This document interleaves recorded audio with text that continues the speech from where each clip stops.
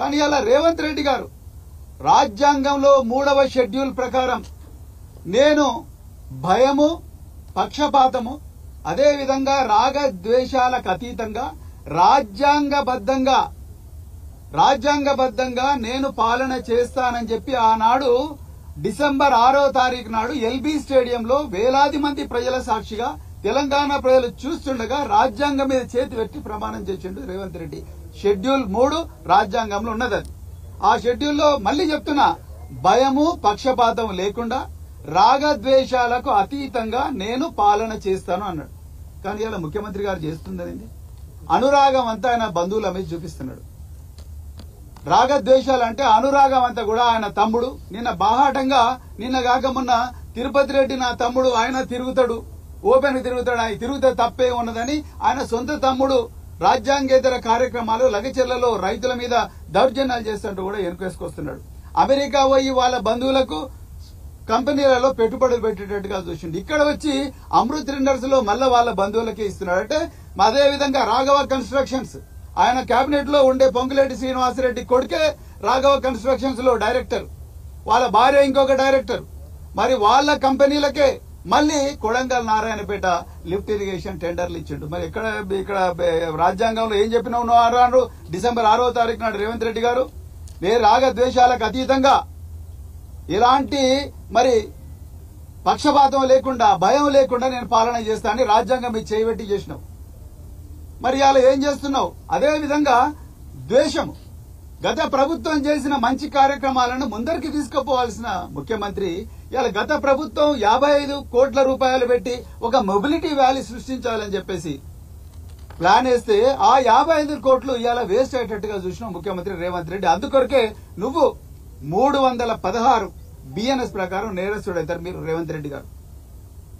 అదే ఈ రోజు మేము చెప్పాలని వచ్చినాం. ఈ రోజు కేటీఆర్ గారు కాదు ఇందులో నిందితులు, మీరు నిందితులు. మీ వల్ల తెలంగాణకు రావాల్సిన వేల కోట్ల రూపాయల పెట్టుబడులు పోయినాయి, వేలాది ఉద్యోగాలు తెలంగాణ బిడ్డలకు రాకుండా పోయినాయి. ఇలా మీరు మొన్న సంక్రాంతి నాడు కైట్ ఫెస్టివల్ చేసిండ్రు. కైట్ ఫెస్టివల్ కు 3 కోట్ల రూపాయల పెట్టుబడి పెట్టిండ్రు తెలంగాణ ప్రభుత్వం. ఇదే మరి పెరేడ్ గ్రౌండ్స్ లో పతంగుల పండుగ చేసిండ్రు. దానికోసం 14 దేశాల నుంచి పతంగులు ఎగిరేసేటోళ్ళని తీసుకొచ్చిండ్రు. వాళ్ళని స్టార్ హోటళ్ల ప్రభుత్వం పైసలతోనే పెట్టిండ్రు, వాళ్ళ లగ్జరీ కార్లలో కూడా ప్రభుత్వం పైసలతోనే తిప్పిండ్రు. వాళ్ళని తీసుకొచ్చి 2 నుంచి 3 కోట్ల రూపాయలు మీరు ఖర్చు పెట్టిన ప్రభుత్వం నుంచే.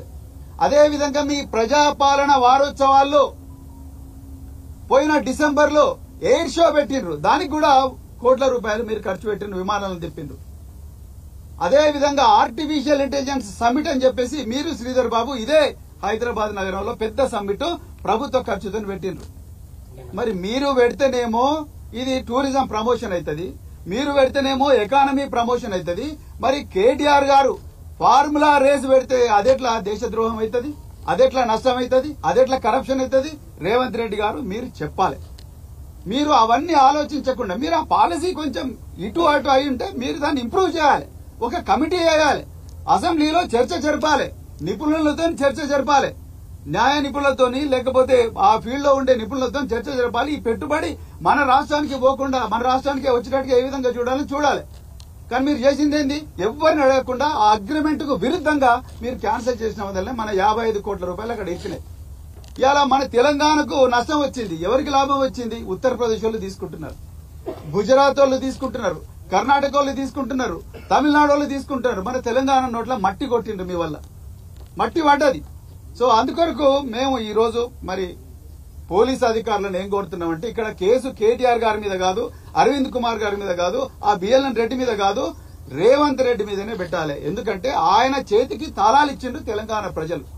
మీరు మమ్మల్ని జాగ్రత్తగా పాలించాలని, మా డబ్బులను జాగ్రత్తగా ఇన్వెస్ట్ చేయాలని, దాని ద్వారా వచ్చిన పెట్టుబడులు ఏవైతున్నాయో ఆ పెట్టుబడుల ద్వారా మా రాష్ట్రం గొప్పగా అభివృద్ధి చెందాలి, మా బిడ్డలకు ఉద్యోగాలు రావాలి, అనేక ఏవైతే మరి నష్టాలు జరుగుతున్నాయో నష్టాలు పూడ్చబడాలని, తెలంగాణ చేతిలోకి గొప్పగా సంపద రావాలని రేవంత్ రెడ్డి చేతిలో తాళాలు పెట్టిండ్రు. కానీ మరి అలా రేవంత్ రెడ్డి ఏం చేసిండు? 55 కోట్ల రూపాయలను నాశనం అయ్యేటట్టుగా చూసిండు. 55 కోట్ల రూపాయలు తీసుకొచ్చే పరిస్థితి ఇప్పుడు లేదు. అదే నిజంగా దానికి ఇంకా కొంత పెట్టుబడి పెట్టుంటే ఇలా వేల కోట్ల రూపాయలు వచ్చేవి. ఆనాడు నేను మళ్ళీ రిపీట్ చేస్తున్నా, ఆరోగ్యశ్రీని కేసీఆర్ గారు రద్దు చేయలేదు, ఉచిత విద్యుత్ను కేసీఆర్ గారు రద్దు చేయలేదు, ఫీ రీయింబర్స్మెంట్ రద్దు చేయలేదు. దానివల్ల ఇప్పటికి కూడా చాలా మంది లక్షలాది మంది తెలంగాణ బిడ్డలు గొప్పగా బతుకుతున్నారు. లక్షలాది మంది తెలంగాణ ప్రజల మరి ఆరోగ్యం బాగా ఉన్నది, రైతులు సుభిక్షంగా ఉన్నారు. మరి ఎందుకు మీరు దీంట్లో ఎందుకు ద్వేషంతో ప్రవర్తిస్తున్నారు? అందుకొరకే తప్పకుండా మరి ముఖ్యమంత్రి రేవంత్ రెడ్డి గారి మీద ఆర్టికల్ బై సెక్షన్ 316 భారత న్యాయ సంహిత ప్రకారం క్రిమినల్ బ్రీచ్ ఆఫ్ ట్రస్ట్ తప్పకుండా పెట్టి దాన్ని ఇన్వెస్టిగేట్ చేయాలి. మీరు కేటీఆర్ గారిని ప్రశ్నిస్తున్నారు, రేవంత్ రెడ్డి గారిని కూడా ప్రశ్నించాలి. ఏ పరిస్థితుల్లో మీరు ఆ 55 కోట్ల రూపాయలను మీరు దానికి ఎందుకు ఇంకా ఎక్కువగా ఇన్వెస్ట్ చేయడం లేదు? ఏ పరిస్థితుల్లో అది నీరు గారిపోతా ఉన్నది? అంత గొప్ప ప్రాజెక్టు మనకు రాకుండా ఎందుకు పోతున్నది?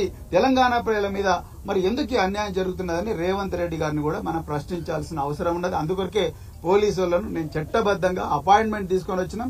మేము పోలీసు వాళ్ళకి కంప్లైంట్ ఇచ్చినాం. తప్పకుండా దీని మీద మరి ఎఫ్ఐఆర్ చేయాల్సిందిగా నేను పోలీసు అధికారులను రిక్వెస్ట్ చేస్తున్నా. రేవంత్ రెడ్డి హోమ్ మినిస్టర్ కావచ్చు, ఆయన ముఖ్యమంత్రి కావచ్చు, ఆయన రాజ్యాంగం ప్రకారం ఆర్టికల్ 14 ప్రకారం అందరూ చట్టం ముందర సమానులే. మరి అందరికి కూడా చట్టం ద్వారా న్యాయం సంక్రమించే హక్కున్నది. అందుకొరకు నేను పోలీస్ అధికారులను కోరుతున్నాను, మీరు ఆయన ముఖ్యమంత్రి కావచ్చు, ఆయన హోంమంత్రి కావచ్చు, ఆయన ఇంకెవరైనా కావచ్చు, కానీ చట్టం ముందర అందరూ సమానులే. కాబట్టి ఇది తప్పకుండా ఎఫ్ఐఆర్ చేసి మీరు ఇన్వెస్టిగేట్ చేయండి.